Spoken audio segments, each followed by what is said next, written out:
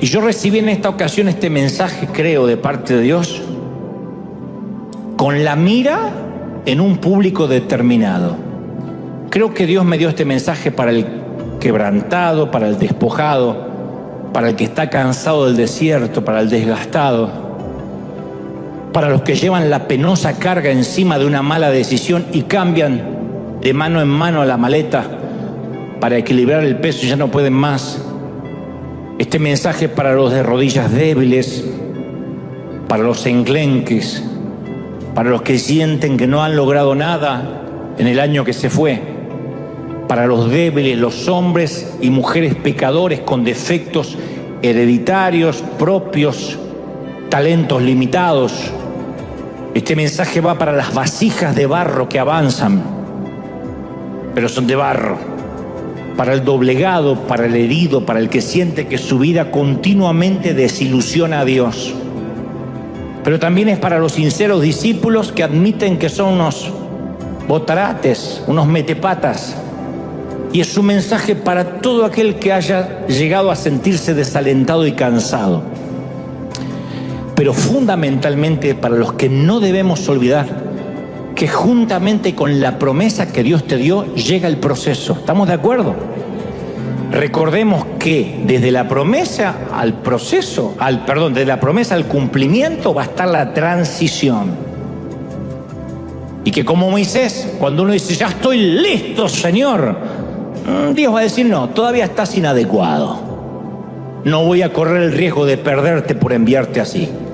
Y cuando uno dice, yo no sirvo para nada, yo lo intenté todo, no creo que Dios pueda hacer algo conmigo. Ahí Dios nos mira y dice, estás listo para mi misión. Eso quería, dependencia absoluta. Que el 2024 sea la transición, mis queridos, de la promesa que tienes a la victoria. Y que este, por sobre todas las cosas, sea el mejor año de nuestras vidas, porque vamos a graduarnos en la Universidad del Carácter y vamos a cerrar una etapa para comenzar otra. ¿Alguien lo cree? Digan amén. ¡Aleluya! Dale un aplauso grande al Señor. Algunos, quizás los menos, no queman puentes, ni deshonran la autoridad bajo la cual estuvieron un buen tiempo. Mal o bien te alimentaron, no se alimentaron. Son quienes prosperan, quienes crecen. Si uno no tiene nada bueno para decir, no dice nada. Uno no tiene que andar hablando bien hipócritamente. No dice nada y punto. Son aquellos que cuando necesitan regresar a una empresa, a una posición, a una iglesia, dejaron un buen testimonio, un buen legado de carácter. Los otros, los que se desesperan y comienzan a tratar de hablar con gente, reclutar, levantar difamaciones, dividir, siempre logran juntar un grupete, nunca más de 20 personas que creen en esa nueva visión mesiánica. Pero recordemos que hay gente que puede seguirnos porque ama lo mismo que nosotros o puede seguirnos porque odia lo mismo que nosotros. En el primer caso van a permanecer porque el amor une y mancomuna siempre. En esto conocerán que sois mis discípulos, que os améis unos a los otros. En el segundo caso, el odio a priori sirve para juntar votos, pero es un combustible corrosivo que no logra unir a nadie por mucho tiempo. Hay candidatos a presidente que llegan a la presidencia juntando votos por el odio al gobierno anterior, el famoso voto castigo. Pero si ese presidente o ese candidato no tiene una propuesta a futuro, el odio no sirve para una gestión a largo plazo. El odio no ama, no junta. En el plano espiritual es lo mismo. Podemos juntarnos aquí por amor a Dios o por miedo al diablo. ¿Cuántas iglesias están llenas por miedo al diablo? Si usted deja de congregarse y deja de diezmar, Satanás va a venir a su casa. Y uno dice, no, voy. ¿Y cuánto puede durar eso? Entonces uno puede reclutar gente por amor al flamante pastor y la nueva congregación, y eso tiene posibilidades de crecer, o por odio al viejo pastor y a la congregación que dejamos atrás. Y una mala motivación es un salto catastrófico al vacío. Nunca bajemos de la barca si no estamos seguros que el Señor nos está llamando. especialmente porque no vamos a bajar a caminar sobre tranquilas mareas caribeñas, sino sobre un mar encrespado. Una empresa es un mar encrespado, un matrimonio es un mar encrespado, tener hijos es un mar encrespado, un ministerio es un mar encrespado. Así que si decidimos bajar, es mejor que el Señor esté ahí. ¿Están conmigo, sí o no? Ahora, tú dices, ¿qué puedo hacer ahora que estoy en el desierto? Yo ya metí la pata. O estoy en el medio de la mar hundiéndome.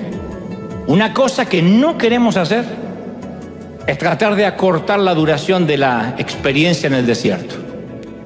Una de las principales razones por la que Dios nos pone allí es para tratar con nosotros. Entonces nunca vamos a crecer en la fe si seguimos faltando a la clase del carácter. Así que en lugar de orar que Dios acorte la duración de nuestro tiempo difícil, tenemos que decir, Señor, ayúdame a aprender rápido de esta experiencia. Así oran los orientales. Me dijeron que los coreanos nunca oran, Señor, quítame el problema. Dice, Señor, ¿qué quieres que aprenda con este problema para que el problema se vaya rápido? ¿Por qué a veces Dios nos da sueños, insisto, visiones que terminan en fracaso y frustración? Yo te puedo dar una lista, te conté esa primera. No es que ya después de los 22 nunca más me volvió a pasar. Me siguió pasando.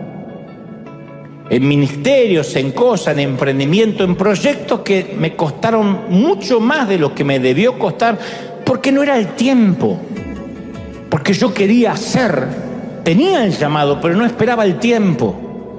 Dios le había dado a Moisés el deseo de rescatar a su pueblo, y él empezó a vivir la pesadilla de los que se arrojan al vacío por fe antes que Dios los envíe. La visión era genuina, el momento era inoportuno. ¿Cuántas veces pisamos el acelerador en la vida antes que el semáforo se ponga en verde? Y eso siempre es un riesgo.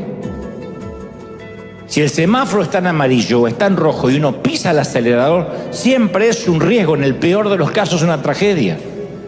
Yo el domingo pasado hablé de los perezosos que no hacen nada con la excusa de no quiero adelantarme a Dios. ¿Se acuerdan? Oh, yo no quiero adelantarme a Dios, yo quiero esperar en Dios. Pero en la otra punta del espectro está el que no se quiere adelantar a Dios y le pide permiso un pie para mover el otro. Y es un vago o una vaga que no hace nada y dice, no quiero adelantarme a Dios. En la otra punta, en las antípodas del espectro, están aquellos que viven saltando a la acción antes que Dios los envíe todo el tiempo. Es el síndrome de los ofrecidos en lugar de los llamados.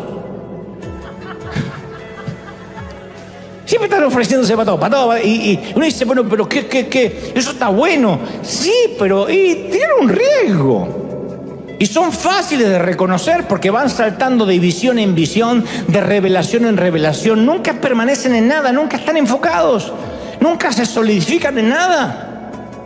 No hay peor cosa que tener a un guía, a un padre de familia, a un pastor, a un presidente, ni te cuento, que tiene desfases hormonales todos los días.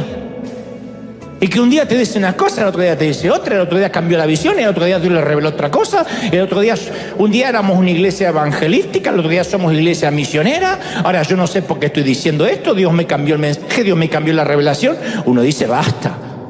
Ya con mi suegra tengo bastante como para sumarme más gente loca a mi vida. Yo conocía un montón de gente cuando era más jovencito, cuando era adolescente, que en mi congregación abandonaban el empleo y hasta algunos abandonaban su familia para vivir por fe. El Señor me llama a vivir por fe, que era vivir de arriba. No era vivir por fe, era voy a esperar que alguien me mantenga. Y contaban esos testimonios y dejé la fábrica y dejé todos el seguro médico y todo lo que tenía porque confié en el Señor. Y después de 7 días de hambre en que mi hijo se estaba muriendo y el estómago se pegó a la espalda, no va a creer que toca a alguien en el timbre y era un hermano que venía con un sándwich. Ese es Dios, ¿de verdad ese es Dios? Esa es la inconsciencia. La falta de sentido común. Yo soy un hombre de fe, pero la fe tiene que ver con el momento en que Dios te dice, baja de la barca y camina hacia mí. Hay gente que me está viendo ahora que dieron un salto de fe y corrieron el riesgo. En todos nuestros países hay gente que dice, es mi tiempo, y se largan. Y tal vez el llamado era genuino. Pero a juzgar de cómo están resultando las cosas, uno se pregunta, ¿esto fue realmente de Dios o fue un invento de mi imaginación? ¿Cuántas veces decimos, ¿será que Dios me habló? ¿O fue el empacho que me agarré de tacos y de burritos la noche de Navidad o fin de año? ¿No será que el producto de la indigestión me trajo hasta acá? ¿De verdad? Se lo han preguntado hombres y mujeres de Dios de todas las estaturas espirituales. En cierto momento dicen, ¿será que Dios me puso o yo me metí porque soy audaz? Y este es el corazón o el meollo del problema. La mayoría de las veces tenemos la tendencia a bajarnos, a caminar sobre el agua mucho antes que Dios nos llame a abandonar la barca. Eso es un gran problema. Yo soy un defensor a ultranza del evangelio activo, de hacer. Siempre digo, es preferible equivocarse por hacer que por pasivo. Pero no obstante, es un gran error también tener la característica de siempre bajarse de la barca antes de asegurarse que Dios te esté llamando. Y claro que Dios quiere que bajemos del barco en algún momento. En algún momento tenemos que abandonar la zona de confort y asumir riesgos. En todo, en la vida se asume riesgos. Uno empieza una carrera asumiendo riesgos. Quién sabe si es lo que me va a gustar hacer de adulto, pero es lo que más me atrae. Es un riesgo. Uno se casa y es un riesgo porque uno no conoce totalmente a esa persona. Uno tiene hijos y es un riesgo porque uno no sabe cómo va a ser como padre. Y cuando uno aprende a ser padre ya es abuelo. Pero cuando uno empieza y corre riesgo, es iluso pensar que no nos va a inscribir el Señor en la universidad del carácter. Siempre que uno quiera asumir un riesgo, antes está la transición, el proceso, la universidad del carácter. Si no, Dios no nos va a permitir a que nos choquemos la frente contra la pared. O si lo permite, como fue mi caso, es para que aprendamos a no solo calcular los riesgos, sino asegurarnos si es el tiempo. El llamado es genuino, el tema es el tiempo. Y Dios conoce si podemos sostener el llamado. Muchos de nosotros le pedimos bendiciones a Dios en distintos momentos de la vida. Y Dios dice, todavía no estás listo para administrar mis bendiciones. No todo el mundo puede recibir una red llena de peces de la noche a la mañana. Hay gente que no está preparada. Lo hemos visto en casos públicos. No estoy estigmatizando a nadie, pero lo hemos visto en futbolistas, en boxeadores, que de la noche a la mañana ganan un campeonato, una copa, lo que sea. Lo hemos visto en gente que gana la lotería, que de repente de no tener nada pasa a tener millones. ¿Y cuánto les dura? ¿Saben invertir? ¿Saben trabajar el dinero? ¿Saben guardar? No, se lo gastan todo inmediatamente, un tapado de piel de bisón o de piel de suegra, o se compran inmediatamente una Ferrari, un Lamborghini, porque quieren tener todos los lujos que nunca tuvieron. Y cualquiera que tuvo dinero toda la vida le dice, no, eso no funciona, si lo vas a dilapidar todo, $1 a la vez. Lo mismo pasa en términos espirituales, no todos tenemos el carácter para sostener lo que pedimos. Si Dios nos dijera sí a todos, ¿qué problema sería el mundo? Ahora, en palabras simples, cuando yo digo no tenemos el carácter a veces para sostener las bendiciones o el llamado, ¿qué es el carácter? Es el conjunto de cualidades de lo que somos. Es el centro de nuestro ser, el corazón de lo que somos. El mundo no presta atención al carácter, el mundo presta atención a las credenciales. Cuando uno busca un empleo no dice, mire, yo tengo buen carácter, yo llego siempre temprano, soy muy trabajador. No, hay que presentar un resumen, un currículum vitae, que atestigue nuestras credenciales académicas y profesionales. Después de eso están las referencias, llamar al empleo anterior, y el antiguo jefe da buenas o malas referencias. O nosotros solemos juzgar el éxito de alguien por la cantidad de posesiones materiales. Yo tuve un amigo, hace muchos años, porque ya no es más amigo, que solía catalogar la valía de una persona por el auto que conducía. Era una costumbre que tenía. Me decía, ay, no sabés, fulanito, el auto que conduce. No sabés. Y siempre decía, fulanito la supo hacer. Ese sí que la supo hacer. Llegó acá sin nada. Y ahora maneja una Hammer. Y se le cae un hilo de baba cuando decía Hammer. Maneja una Hammer, que la Hammer es lo más espantoso para manejar. Es difícil de estacionar, pero uno se siente un Transformer allá arriba y mira a las hormigas que vamos con los autitos abajo. Y me decía, maneja una Hammer, aparte no sabés la casa que se construyó. Y yo recuerdo que también conocía a ese fulanito que manejaba la Hammer. Era el tipo más inmaduro, carnal e iracundo que jamás yo haya conocido. Pésimo. No podía estar 5 minutos con él sin que pelear por algo. Aún si eras una persona que no peleas, peleabas. Porque tenía una manera iracunda de maltratar a la gente. Pero manejaba una Hammer. Era el modelo a seguir de este amigo mío. Gloria a Dios que no es más mi amigo. Ni este ni el de la Hammer. Lo mismo pasa cuando juzgamos a un pastor. ¿Cómo juzgamos a un pastor? Por el tamaño de la congregación, no por el carácter. Si tiene una iglesia grande es porque está ungido, punto. No sabés la iglesia que tiene. Son miles. Y por ahí un pastor que es llamado a una iglesia más pequeña, en una aldea, en un pueblo, o necesariamente en la ciudad, pero pastorea a una iglesia más pequeña, uno dice, y algo no está bien, porque fíjate aquel cómo creció y este no. Porque juzgamos por lo que vemos. Pero Dios dice, yo voy directo al corazón. ¿Qué es el corazón? El carácter. Primera de Samuel 16:7 dice, no mires su parecer, le dice Dios a Samuel, ni lo grande de su estatura, ni si maneja una Hammer o un Tesla, porque yo lo desecho, porque eso para mí es escoria, lo que maneje o donde viva o el crédito que tenga.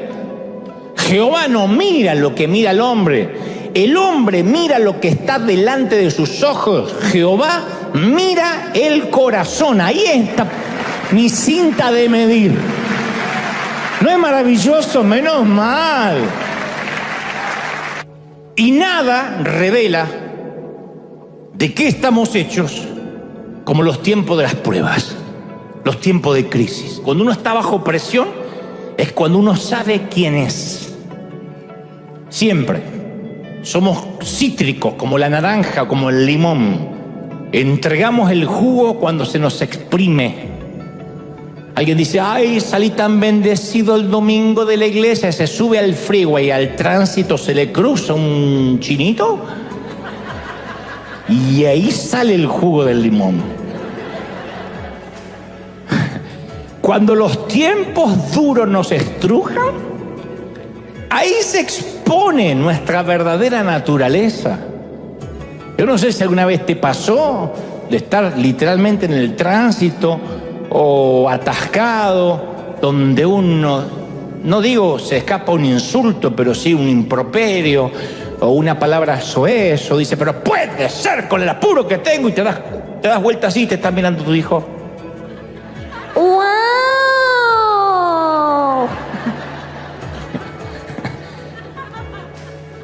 Porque nos observan cómo uno reacciona, qué jugo sale cuando estamos exprimidos. Y Pablo le escribe a los creyentes de Roma y le dice, y no es solo esto, sino que también nos gloriamos en las tribulaciones, sabiendo que esta tribulación produce paciencia, y la paciencia produce prueba, y la prueba finalmente va a dar con la esperanza. En Romanos 5:3. Mirá todo lo que hay que hacer para llegar a la esperanza. Tribulación, prueba, después viene la esperanza. Pero uno tiene que pasar por ese proceso de estrujamiento. Entonces uno Podemos imponerle la mano a alguien y orar que Dios bendiga esta empresa, Padre, oro por el ministerio, lo cual está bien porque uno dice, voy a pedir la bendición para esto nuevo. Pero uno no puede impartir una unción de carácter. Yo puedo orar para que un negocio se empiece bien. Vamos a orar que Dios te dé la manera de empezar. Para que lo sostengas, yo no te puedo orar. No puedo orar para que te sostengas a través de todo este año. Eso se adquiere a través de un proceso con el Señor. En las últimas semanas, o ya hace un par de meses, me escribía mucha gente de mi país preguntándome si yo iba a orar por el nuevo presidente argentino, como lo hice en alguna ocasión con Nayib Bukele en El Salvador. Con Nayib Bukele los conocimos cuando él era candidato, entablamos cierta amistad y yo me comprometí a ir a orar por él si es que llegaba a la presidencia. Pero entonces me preguntan, ya a partir de ahora creen que yo me dedico a andar por el mundo orando por los presidentes en los tiempos libres. Y yo comprendo las motivaciones del pedido, ¿no? Una hermana me decía, tienes que venir a orar por nuestro presidente, pero también estoy consciente que no podemos votar a quien se nos antoje, y esto no es un juicio de valores hacia nadie, y después todo se arregla con una imposición de manos. No funciona así. Es como cuando, me acuerdo en la iglesia donde yo me congregaba, la mamá traía al hijo rebelde y decía, órele que está endemoniado, no me quiere hacer la tarea, órele. Y el pibe, maleducado, no tiene ningún demonio, él es el demonio. Entonces a mí me escriben, quiero que vengas a bendecir al presidente para que al país le vaya bien. No existe la magia, los atajos para construir un buen carácter. ¿Qué sé yo si va a ser un buen presidente o no? Pero por cierto no va a ser porque yo le pegue una oración. Por eso es creer que hay ósmosis, que hay magia. Resulta que voto a quien se me antoja, le damos una oración y vaya, mi hijo, y termina siendo Churchill. No funciona así. Por eso Pablo advirtió en Timoteo 5:22, no impongas con ligereza las manos a ninguno, ni participes de pecados ajenos. No nos apuremos a decir, te recibe la unción para ser empresario. ¿Qué sé si el tipo va a tener la disciplina de levantarse temprano? Porque no hay mayor disciplina del que trabaja para sí mismo. Hay gente que quiere trabajar para sí mismo para no tener horarios, y es completamente al revés. A veces yo soñaría ser un empleado para tener horarios, llegar a las 5 a mi casa y que no me moleste más nadie. Terminé, no trabajo más, y 5:01 irme como algunos. No amaría en algunos momentos más que eso, que otra cosa. ¿Cómo me gustaría cumplir el horario y decir, esta es mi descripción de trabajo, punto? Cuando uno está a cargo de algo, no hay horarios. Y uno tiene que tener la disciplina de levantarse temprano, más que cuando tenías un jefe. No es como ahora soy jefe, me tomo 3 semanas de vacaciones, me voy 5 meses a pasear. No funciona así, ni los grandes empresarios hacen eso. Por eso son empresarios, por eso tienen, porque trabajan. Y los evangélicos metemos todo bajo una frase. Noten que no estoy criticando a los otros, estoy diciendo nosotros. Tenemos la famosa frase, Dios me dijo. Punto. Ni nosotros estamos seguros si Dios nos dijo, pero por la duda Dios me dijo. Dios me mostró. Oh, eso es otro nivel. Dios me mostró. Anoche Dios me mostró que tenía que, querida, matar a tu vieja, a tu mamá. Dios me mostró. Dios me envió. Oh, Dios me mandó. ¿Y por qué hace eso? Porque yo obedezco a Dios. Entonces, siempre decimos que estamos bajo autoridad, siempre y cuando estemos de acuerdo. Apenas nos disgusta algo, y no me miren con esa cara diciendo, ay, yo vengo de Suiza, no sé, porque esto es algo que todos tenemos los hispanos. Apenas algo, uno dijo amén, gloria a Dios que vino un pecador, uno. Apenas algo no nos gusta, abrimos nuestra pequeña iglesia, nuestra pequeña denominación y nuestra propia doctrina. ¿Sabe cuántas denominaciones oficiales evangélicas hay? 33.000 denominaciones. Todas creen que van a ser los únicos que van a ir al cielo. 23.000. Sin contar los cientos que abren su congregación que no tienen denominación. Nosotros a veces criticamos, no deberíamos, pero criticamos a la Iglesia Católica por varias cosas. Y la Iglesia Católica tiene una estructura jerarquizada que va desde el monaguillo. Mirá la carrera que hay que hacer. Desde el monaguillo, uno dice, ay, sueño con ser papa. No es así. Una papa vas a ser, pero no un papa. Desde monaguillo, diácono, sacerdote, capellán, presbítero, monseñor, obispo emérito, obispo coadjutor, obispo diocesano, arzobispo, primado, patriarca, cardenal diácono, cardenal presbítero, cardenal obispo y finalmente nuestro querido argentino papa.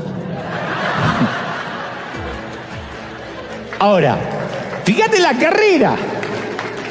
No estoy haciendo un juicio de valores doctrinales antes de que me arrojen piedras. Empecé bien el año, te digo. Pero nunca podemos hablar de los errores de los católicos como hoy estoy hablando de los errores de los evangélicos, pero nunca vamos a ver un monaguillo que no comparte la doctrina del cura párroco y se abre una capilla a 2 cuadras de la basílica principal. Nunca.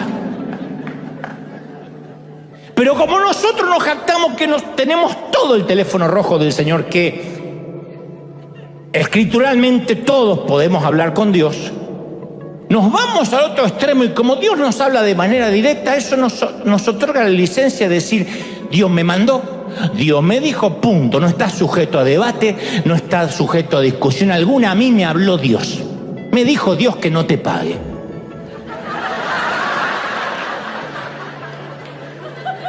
Pero aquí está una deuda. Sí, yo tengo unas ganas de pagarte. Dios me dijo, no, hijo, para que aprenda. ¡Mira vos!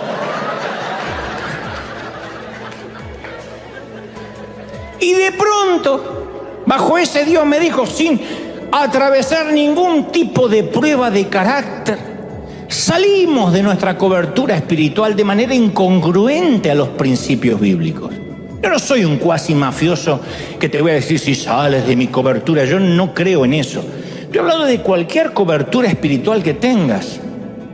En todos estos años de peregrinar cristiano, yo he conocido a mucha gente con llamados genuinos que fracasaron rotundamente por ir sin que lo envíen, por no esperar.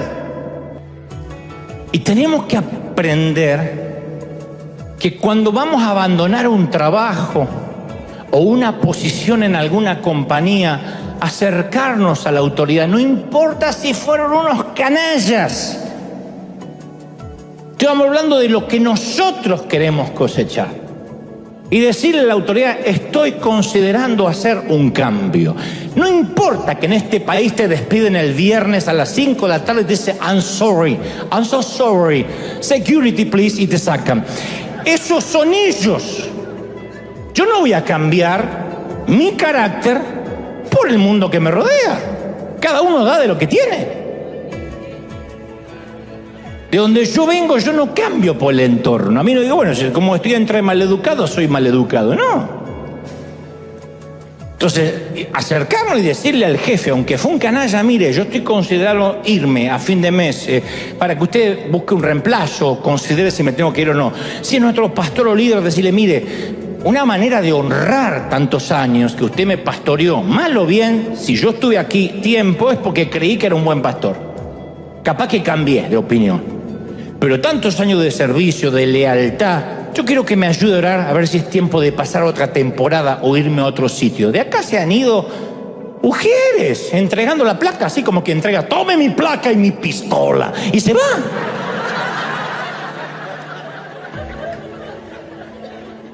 Digo, ¿cómo que se fue? Se fue. Y no te dicen dónde. Después uno los ve en las redes sociales que están en otra iglesia haciendo otra cosa. ¿Y quién se los va a impedir? Mire, siento ganas de irme a otro lado, a una iglesia más pequeña, a otro sitio, y esperar la bendición, que no es lo mismo avisar que me voy.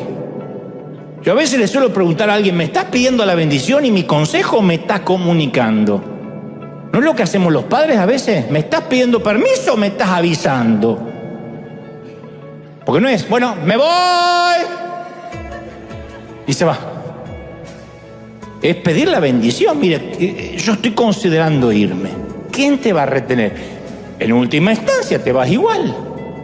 Entonces quizás tengamos el llamado correcto, pero tenemos que entender cómo hacer los cambios. Entonces grábate este principio espiritual.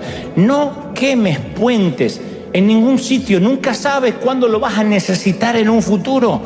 Algún día vas a querer cruzar ese puente. Vas a necesitar esa referencia. No quemes puentes en lo que a ti respecta, dice el Señor. Estate en paz con todos los hombres. Te voy a contar intimidades del ministerio. Todavía tenemos tiempo, un ratito más. Durante estos 15 años que llevamos como iglesia, varias personas han salido de River para desarrollar su propio ministerio. Eso es sano. En la mayoría de los casos es muy saludable. Yo no sé quién para dudar acerca de los llamados personales y decir, Dios me habla solo a mí y a ti no te puedo hablar. Estaría contradiciendo lo que predico. Pero solo determina que les vaya bien o que salten al vacío o que fracasen rotundamente. Hay algo que los determina. Primera de Corintios 3:11 dice, porque nadie puede poner otro fundamento que es el que está puesto, que es Jesucristo. Nadie. Y en aquel entonces yo tenía el fundamento correcto, porque como muchos de ustedes, nací en un hogar cristiano, conocí al Señor. No nací, pero a los 7 años de edad mi familia se entrega a Cristo y yo crecí con un fundamento cristiano. No puedo decir que en casa no se enseñaban fundamentos bíblicos, pero no había estado edificando sobre él de manera correcta. O sea, intentaba edificar. El fundamento era correcto, pero intentaba poner madera, heno, hojarasca, cualquier cosa para rápido llegar a la meta. Nunca esperé que el Señor me guiara. Nunca se me ocurrió decir, Señor, ok, me diste un llamado, ¿qué se supone que debo esperar o hacer? Al contrario, yo quería edificar un ministerio, una familia, una vida, basándome en mis ideas, en mis sueños, en mis ambiciones. O sea, en esencia, yo fui o intenté ir antes de que me envíen. Entonces Dios tuvo que humillarme, porque yo no fui lo suficientemente sabio como para humillarme a mí mismo. Entonces uno o se humilla o te humillan. O uno se entrega al Señor y dice, acá estoy, o el Señor dice, yo voy a hacer que digas, aquí estoy. Y te confieso algo, que cada día me convenzo más y estoy plenamente convencido que si yo hubiese logrado lo que perseguía cuando joven, estoy seguro que en el mejor de los casos hoy yo estaría jugando a servir a Dios, consumido por el ego, estaría consumido por el orgullo, de hecho amargado contra todo el mundo, porque el orgullo es eso, es la raíz de todos los males. Cuando uno se llena de ego, uno empieza a tener celos porque el otro tiene, porque el otro recibe más, y uno se empieza a amargar, y eso es corrosivo. Entonces lo que en aquel momento a mí me parecía como si Dios me hubiese decepcionado, me estaba salvando la vida. Dios dijo, si a este lo dejo ir así, este va a ser un caso perdido. Ahora bien, yo estoy consciente que Dios suele llamarnos para lograr cosas importantes en muchos momentos de la vida. Pero en ocasiones esos llamados después no resultan como creímos que iban a resultar. Y decimos, pero yo quería servirte, yo quería ser parte del coro, o parte de los sugieres, o predicar, o cantar, o dirigir, o tocar la música. Pero ¿cuántas veces nos hemos sentido guiados por Dios a hacer algo que creíamos que era noble, como yo lo creía, loable? Yo quería predicar, no quería hacerme millonario, pero terminó después en una situación embarazosa, una situación complicada. ¿Cuántas veces nos pasó que quizás, por ejemplo, quisiste o sentiste iniciar un negocio por tu cuenta? Dijiste, basta de ser empleado, de depender de ese jefe, o de estar bajo relación de dependencia. Quiero tener mi propia compañía. Quiero ser cabeza y no cola, estar por encima y no por debajo. Y te tomas de esas promesas y te dedicaste a eso con gran ilusión, pero cada vez que llegas a fin de mes no tienes ni cómo pagar la nómina. Y dices, yo no sé, yo le creí al Señor, estoy más endeudado que antes. Hay un montón de gente que creyó creerle al Señor, creyó creerle subestimar lo que Dios te dijo. Le creíste al Señor y no resultó, por lo menos hasta la fecha. O tuviste el sueño de acabar con una adicción, dijiste, se termina la dependencia al alcohol, en el peor de los casos a las drogas o a la pornografía. Dijiste, voy a poner fin a esa historia familiar, a cierto patrón de disfunción, y pensaste que te ibas a convertir a partir de ahí en un buen esposo, en una buena esposa, con un matrimonio de ensueño, con hijos modelo, y hoy haces un recuento, un desprolijo balance de tu vida y te das cuenta de que ni tu matrimonio es modelo, ni los hijos son lo que soñabas, y dices, ¿qué falló? Si yo tenía todas las ganas, si yo le creía a Dios, como yo a mis 22 años, que yo sentí que era el tiempo de largarme al ministerio, y hay gente que dice, yo siento de hacer algo diferente para Dios, y algunos hasta dieron un gran salto de fe. Y ningún hombre muestra este principio como Moisés. Te voy a hacer la historia corta, como siempre. Resulta que en Egipto sube al poder, al trono, un faraón que comienza a oprimir a los hebreos. Y da la orden, entre otras cosas, de matar a todos los varones bebés judíos, porque tenía la población de esclavos muy grande y tenía temor de que algún día fueran tan numerosos que tomaran el control de Egipto. Y en esa época turbulenta de matanza de niños, nace Moisés, judío, y su familia lo oculta durante 3 meses para que no lo maten, lo que hubiese hecho cualquier papi o mami, cuando ya veían que era imposible ocultarlo porque el bebé lloraba, porque algún vecino lo podía denunciar, porque lo podían oír los soldados. Su madre recubre una canastilla con brea y resina y luego mete a Moisés en la canasta, y dice Éxodo 2:3, y lo puso en un carrizal a la orilla del río Nilo. Cuando la hija del faraón baja al río a bañarse, ve la canasta, la abre y encuentra al pequeño Moisés llorando. Entonces, conmovida, toma al bebé y lo cría como propio. Un increíble giro inesperado que nadie obviamente podía prever. El hebreo que se suponía que debió morir al nacer, ahora era parte de la realeza egipcia, creciendo en los pasillos del poder, con la educación de élite de los faraones.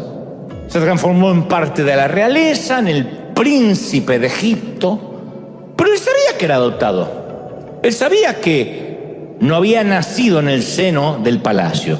Y Hechos, el libro de los Hechos 7:23 relata que cuando hubo cumplido la edad de 40 años, le vino al corazón visitar a sus hermanos los hijos de Israel. Dijo, voy a ver a mis verdaderos hermanos. Él sabía que era hebreo y vio que su propia gente estaba bajo la carga de la esclavitud, de trabajos forzados. Y relatan las escrituras que al ver un compatriota hebreo que era maltratado, él lo defiende y lo hiere de muerte al egipcio, vengó al oprimido, porque él pensaba que sus hermanos hebreos iban a comprender que Dios iba a liberarlos por mano suya. Él dijo, si yo estoy en el palacio es porque tengo un llamado y hay un propósito, así que si ya tengo el llamado, voy a empezar a hacer la liberación ahora. Voy a agarrar a palazos al primer egipcio que vea maltratando a un hermano mío. Al día siguiente ve 2 hebreos que están discutiendo y le dice, hey, ustedes son hermanos, ¿por qué se maltratan el uno al otro? Entonces el que maltrataba a su prójimo le dice, ¿a vos quién te puso como gobernante y juez sobre nosotros? Che. Porque ahí nació toda la descendencia argentina. ¿A vos quién te puso? Y le dice, ¿quién te puso a vos, che? Y le dice después, ¿quieres matarme? Como ayer mataste al egipcio. Se había corrido el rumor de que este Moisés era un asesino. Entonces Moisés estaba convencido que era el hombre correcto y que hacía lo correcto para Dios.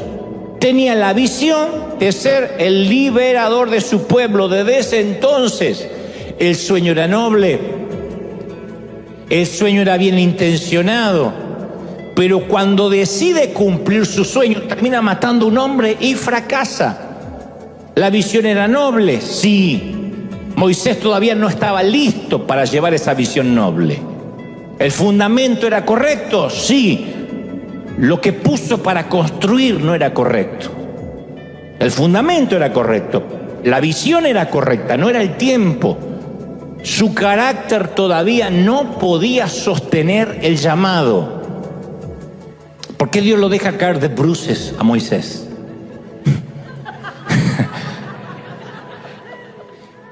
Porque había mucho Moisés en Moisés.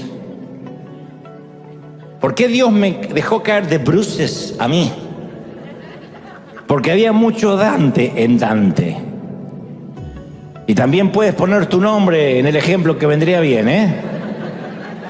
Las motivaciones e intenciones de Moisés eran nobles, insisto. Su carácter no estaba a la altura de las exigencias de la misión. Y Dios no bendice solo buenas intenciones. No es que uno dice, bueno, pues yo tenía buena intención. Dios no bendice solo las intenciones. Yo quería sembrar para Dios. Dios sabe que si yo tuviera, yo daría. Dios no va a bendecir la intención y el que pudieras haber hecho. Dios no bendice las hipótesis. No. Dios sabe que yo iría a servir a África. Si tuviera tiempo, yo sería el primero en ir ahí. Eso no cuenta para Dios. No fuiste. Es hipótesis. No es lo que yo haría. Ese es el gran flagelo de muchos evangélicos que escriben en las redes. ¿Por qué no van a tal lado? Es lo que yo haría. ¿Y por qué no lo estás haciendo? ¿Por qué no le ayudas al vecino de al lado, al chino de al lado? Le das un paquete de arroz. ¿Quieres ayudar a los muertos de hambre que están allá más lejos en los continentes? Dios no bendice buenas intenciones. Entonces, cuando Moisés mata al egipcio, estaba claro que estaba actuando bajo su propio juicio, no bajo el plan de Dios. Y había aspectos de su carácter que Dios tenía que pulir, de modo que Dios lo inscribe en la Universidad del Carácter Sucursal Desierto, en un curso correctivo de posgrado avanzado de transformación personal. Dios siempre está interesado en nuestro carácter más que en el éxito, más que en nuestras circunstancias. Eso no quiere decir que Dios no quiere que este año nos vaya bien. Dios quiere que triunfemos. Pero más que eso, quiere forjar nuestro carácter para ser administradores de lo que nos quiere entregar. ¿Estamos de acuerdo, sí o no? Nos tiene que forjar para que nosotros podamos sostener eso. ¿Sí? Hay gente que si Dios permitieran que fueran famosos, los pierde. Hay gente que si Dios permitiera que tuvieran más dinero, los pierde. Hay personas que no están capacitadas porque enseguida se le vuelan los pájaros. Y ustedes dicen, ¿y a quiénes no se le vuelan los pájaros? Y a aquellos que tuvimos muchos golpes de bruces o de jeta, muchos que nos caímos. Entonces, desde la promesa al cumplimiento siempre está la transición. Y esta es una palabra que vamos a mencionar mucho este año: transición, de la promesa al cumplimiento, proceso. La mayoría no fallamos en creerle a Dios, sino en esperar el proceso y queremos que todo sea ya. Los principios de Dios funcionan y es imposible violarlos. Los principios funcionan. Yo tiro esta Biblia acá y se cae acá al suelo y se cae en Australia y en China. El principio de la gravedad funciona en cualquier parte del mundo. Y en todos estos años yo he visto a personas saliendo de una compañía, de una familia, de un país, de un ministerio, con buenas razones, con buenas intenciones, pero la manera en que se fueron, sembrando discordia, sembrando división, después lo terminan cosechando en sus propias vidas. Es una ley natural. Entonces hay gente que cambia de iglesia, que cambia de trabajo, porque están cansados de vivir bajo autoridad. Y a donde vayamos vamos a estar bajo autoridad. Siempre. Siempre vamos a tener una autoridad. Nosotros estamos bajo una denominación, las Asambleas de Dios. Yo estoy bajo autoridad, no puedo hacer lo que quiero. Todos vamos a estar siempre bajo autoridad, a donde vayamos. Y cuando nos vamos de cualquier sitio, y esto sentí de enseñártelo porque no te lo enseño desde el punto de vista yo que nunca lo he pasado, yo que lo he sufrido. Soy como el papá que no quiere que el hijo pase lo mismo. Cuando uno se va de un sitio sin honrar, vamos a cosechar deshonra a cualquier sitio donde vayamos. Cuando uno no honra a los hijos de viejos, cosechamos deshonra. Cuando uno no honra a los padres, uno no recibe honra de los hijos. Yo jamás he visto a alguien tratar de dividir una congregación, fundar su propia iglesia y no cosechar decenas de sus propias divisiones. He hablado con pastores amigos que dicen, ya he tenido 50 divisiones en la iglesia. Y le digo, ¿y cómo saliste aquella vez? Ah, no, me fui porque el pastor no sé qué y qué sé yo y era lo otro. Le digo, bueno, ahí está. Es una ley natural, eso nunca falla. Es una ley natural como la siembra y la cosecha. Jacob parte de la casa de su suegro Labán, y este es un ejemplo bíblico fabuloso que enseña este principio. Jacob se escapa en la noche por miedo a que su suegro no lo bendiga. Y en Génesis 31:27, Labán, su suegro, lo alcanza después que se escapa y le dice, ¿por qué me engañaste y me robaste y te escabulliste en secreto? No le había robado nada, pero él sentía que le había robado la honra. ¿Por qué no me dijiste que te querías marchar, yerno? Te habría despedido con alegría, con tamborín, con arpa. No me dejaste que me despida de mis hijas y de mis nietos. Te comportaste como un canalla, le dice su suegro. Avergonzado, Jacob recibe esta reprimenda. Entonces, cuando vamos sin que nos envíen, salimos al ruedo con bordes muy filosos de nuestro carácter que tarde o temprano van a ser limados, o acá o allá. A mí me gusta cuando Dios me lima el carácter en la intimidad, en el closet, cuando estoy orando y Dios me dice cambia esto y cambia lo otro. Y caramba que duele. Pero duele más cuando me lo hace en público. Yo quiero que me lo haga en secreto. David esperó muchos años a ser rey, aunque él sabía que era llamado a ser rey y que el rey Saúl ya estaba inhabilitado para ejercer como monarca.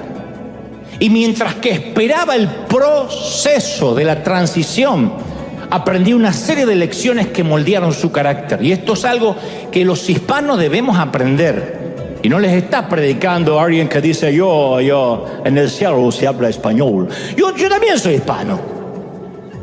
Más hispano que ustedes porque nací bien al sur. Cuanto más te alejas, más hispanos sos. Más cerca de la Antártida, más hispanos. Es un flagelo muy nuestro un síndrome culturalmente hablando. Tenemos la tendencia que cuando no nos gusta algo desaparecemos y no dejamos rastro. Nosotros hacemos fum, fum, somos Batman. Entonces cuando Dios busca un líder, escoge a una persona no por su capacidad, por su puntaje en el crédito o en el banco, menos por su auto o por la ropa.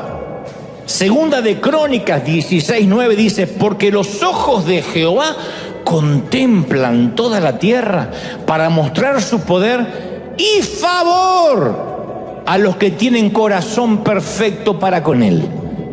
Él le da favor a los que tienen un corazón perfecto para con él. No dice busco gente perfecta.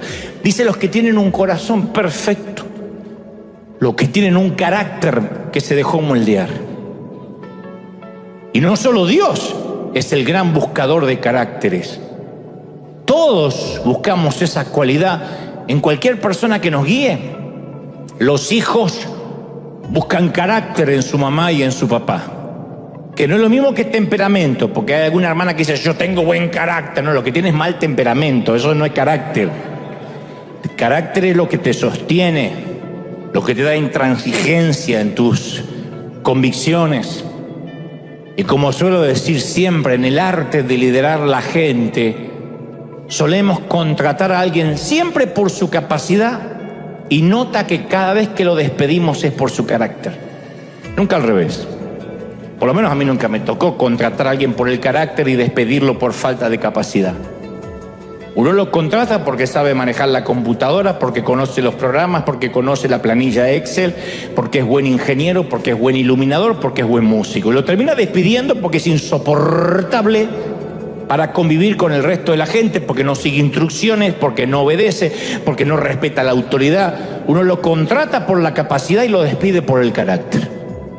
El Señor se evita ese trámite. El Dios dice, sin carácter no te envío. No te voy a contratar por la capacidad.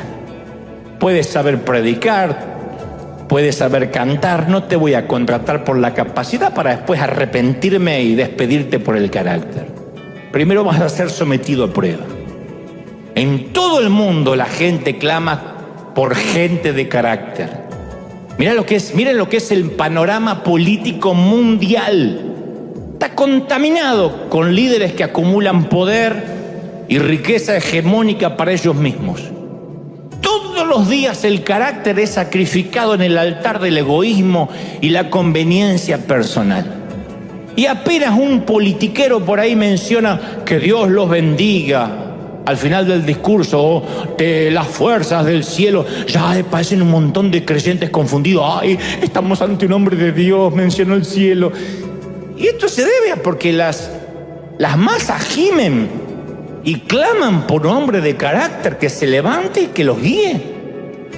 Pero carácter no es lo que se dice de la boca para afuera, se ve en los hechos, en lo que hacemos.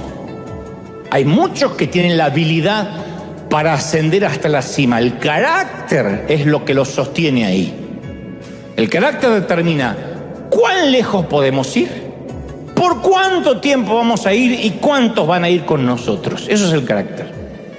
Y desafortunadamente leer libros, tener ideas, tener muchas ganas de hacer cosas, no desarrolla nuestro corazón y nuestro carácter. Ojalá hubiese un libro, 12 pasos para tener buen carácter. Ni este mensaje te puede impartir un buen carácter. Así que no esperes que diga, te voy a remandar la bendición del carácter en esta mano que la siento que se me está yendo. No va a pasar porque así no funciona. Lo máximo que puedo hacer y torpemente es incitarte a tomar decisiones que te ayuden a construir ese carácter. Pues no te puedo impartir la unción del carácter. Por esa razón no hay congresos para desarrollar carácter. Nunca vas a ver congreso carácter, no. Hay congresos proféticos de expansión, de crecimiento, de empoderamiento, de poder, de liberación. No hay de carácter. Porque el único que puede enseñarnos carácter es el Señor. No se puede impartir a través de un coach. Sé que tu visión es noble y me alegra. Y al inicio vas a suponer que comenzar una empresa, que comenzar un ministerio es sencillo, porque siempre todo parece fácil mirándolo de afuera.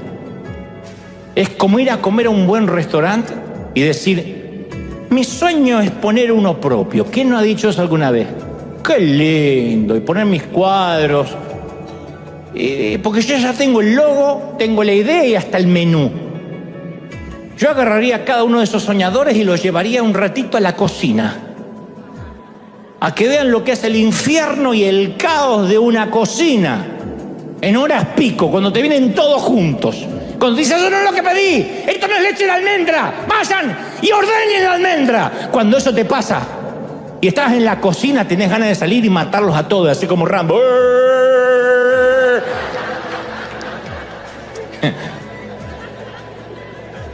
Decir, voy preso, pero me saco el gusto. Uno sueña porque ve la parte elegante de las mesas.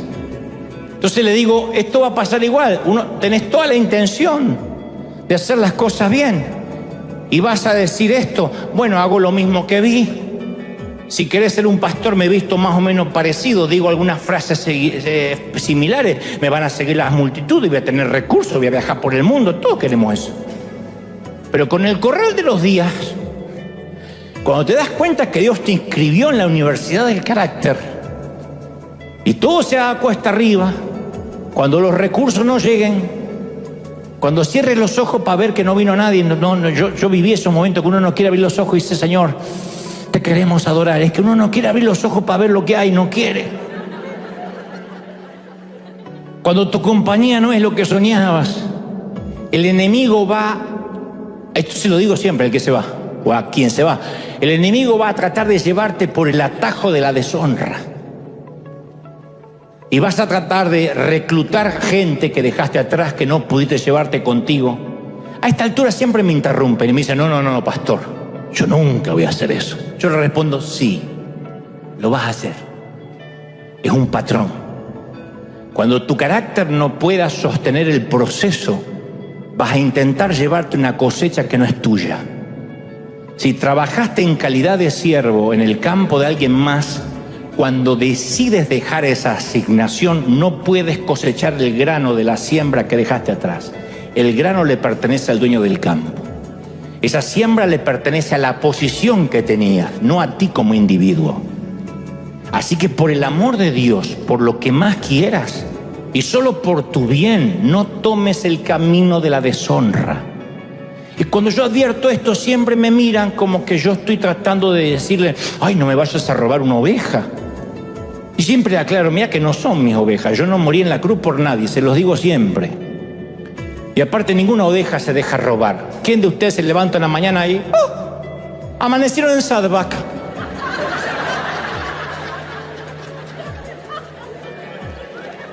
Pero no ibas arriba, pero me robaron.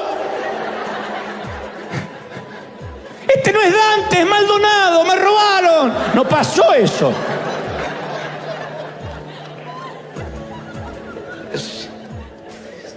Se deja robar el que se deja robar.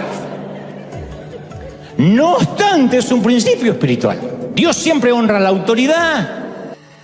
40 años más tarde hallamos un Moisés tan diferente. Ya estaba por egresar del campus Madianita de la Universidad del Carácter. Ese tipo pedante, confiado, casi un argentino, que quería liberar a su pueblo con su propia mano, su traspié lo había hecho humilde. Y le puso nombres a los hijos que te hablan lo que él sentía. Su primer hijo llamaba Gerson, que significa forastero soy en tierra extraña. Eso lo sabemos los inmigrantes, que uno no es ni de acá ni de allá en definitiva. Esa falta de pertenencia sentía Moisés. Al otro hijo lo llamó Eliezer, que significa el Dios de mi padre me ayudó y me libró de la espada del faraón. Fíjate que no dijo, estaba tan desanimado que no se atrevió a decir mi Dios, dijo el Dios de mi padre. Se sentía que Dios estaba tan lejos que no lo llamó ni mi Dios. Entonces más tarde, cuando Moisés sí se convierte en el liberador de su pueblo, Números 12:3 dice, y aquel varón Moisés era muy manso, más que todos los hombres que había sobre la tierra. Manso, más que todos. El desierto lo había cambiado así.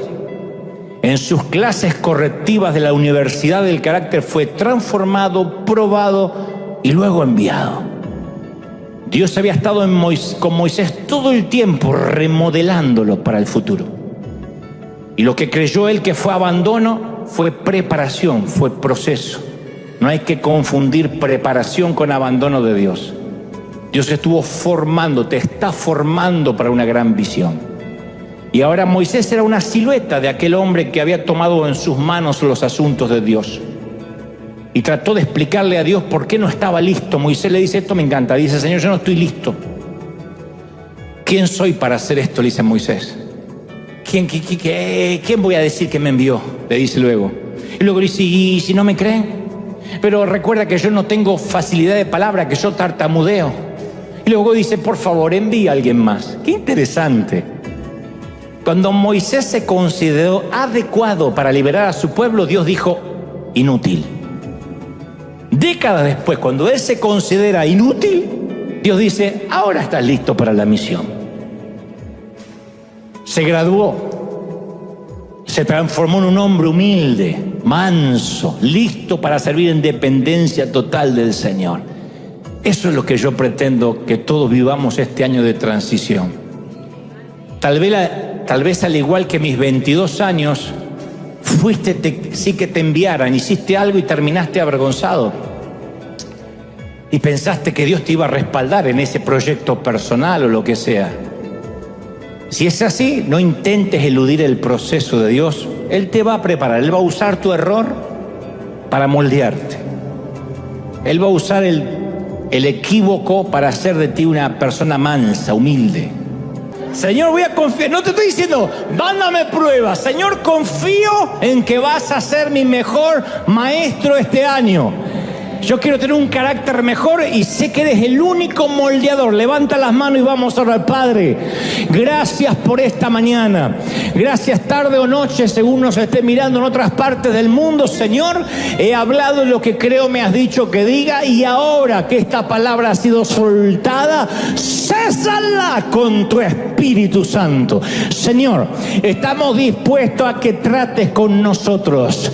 Quita los bordes filosos de nuestro carácter. Sé que todavía hay cosas que tienen que morir y nosotros no las podemos matar, no podemos aplicar eutanasia espiritual, pero tú puedes eliminar, quitar, liquidar lo que sobra, lo que no agrada a tu nombre, lo que no exalta tu gloria. Quita las partes oscuras de nuestras vidas. Señor, empezamos un proceso para mejorar y no vamos a confundir proceso con abandono, porque nos amas, porque nos hablas, porque nos tienes esculpido en tus manos y no hay nadie que nos arrebate de tus manos. Gracias, Señor. Oro por los que están recibiendo al Señor ahora por primera vez. Los que dicen, entra en mi vida, cambia mi corazón, transforma mi mente. Señor, he hablado lo que creo me has dicho que diga, sin rencor, sin opiniones privadas ni personales, sin agendas solapadas. He dicho sin agregar ni quitar a lo que creo es tu revelación. Esta primera carta para la iglesia de Cristo en el mundo, este cartero entregó y es libre de cada palabra y de cada transición y de cada convicción y de lo que vaya a hacer cada quien. Padre, soy libre de esta palabra a partir de ahora. Palabra viva que se suelta, logos que se transforma en rema y que a partir de ahora sea carne, sea parte de la dinámica de vida de cada quien. Bendigo, suelto tu bendición, lo creo, lo declaro, y en este enero del 2024 seamos benditos en el cuerpo, en el alma y en el espíritu. Amén, amén y amén. Gloria a Jesús. ¡Qué oración! Y conmigo lo recibo. Dale un aplauso al Señor fuerte. Dios te bendiga. Chao, chao, chao, chao. Feliz año. Hasta el domingo que viene. Bendecidos.